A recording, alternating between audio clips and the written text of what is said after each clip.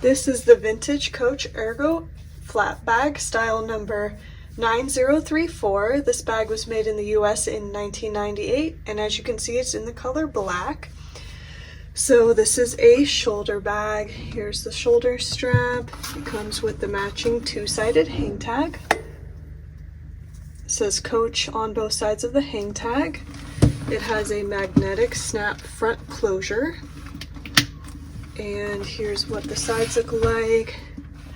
The strap on this one is non-adjustable. It's sewn directly onto the bag. And then here's the back, and it does have a nice deep slip pocket on the back, which would be convenient for storing your phone if you like. Here's what the bottom of the bag looks like. It's got a split seam here on the bottom, and then I'll open it and show you the internal pocket. So here's the interior of the bag, and it has a back zip pocket along the inside.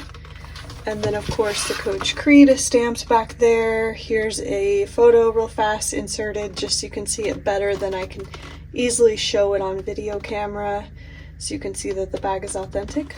So that is the beautiful Ergo Flap bag, and it is available now in our online store, so I will leave the link below if you wanted to check out the bag.